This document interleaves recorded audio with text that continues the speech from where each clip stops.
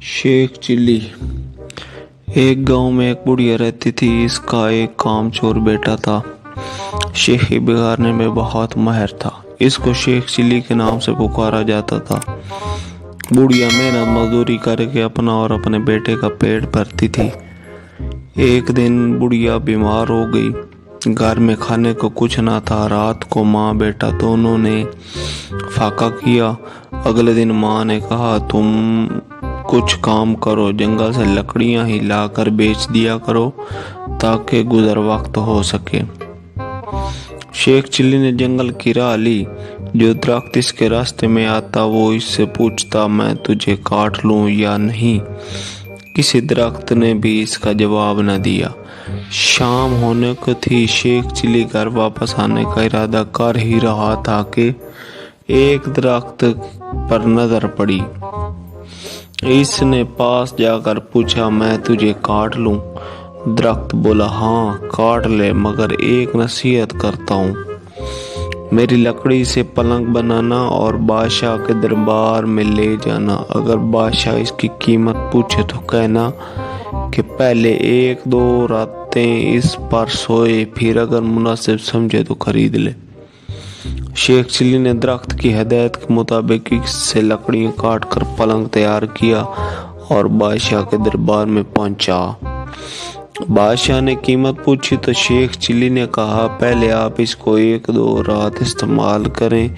अगर इसमें कोई खूबी पाए तो इनाम के तौर पर जो दिल चाहे दे दें।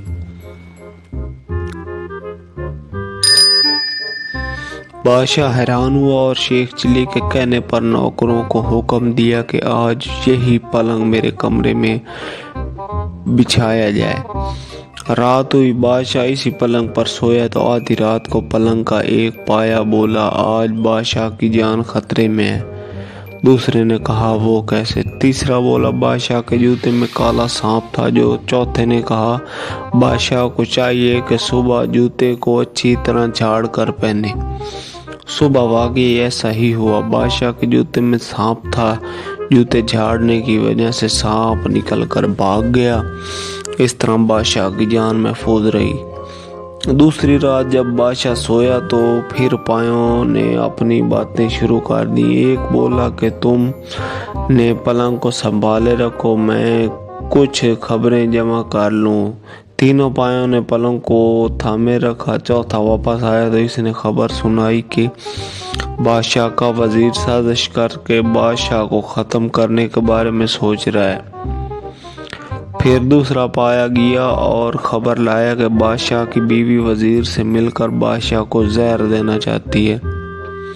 तीसरा पाया ने तजवीज़ पेश की कि बादशाह को चाहिए कि वो वजीर को मरवा दे। चौथा पाया गया और ये खबर लाया कि बादशाह को जो सुबह दूध पीने को दिया जाएगा इसमें जहर होगा। बादशाह ने ये सब सुन रहा था। सुबह उठकर जब इसे दूध दिया गया तो इसने ना पिया बल्कि एक बिल्ली को पिला दिया। बिल्ली इसे पीते ही मर गई। इससे बादशाह को पता चल गया कि इसका वजीर और बीवी दोनों मिलकर इसकी जिंदगी खत्म करना चाहते हैं।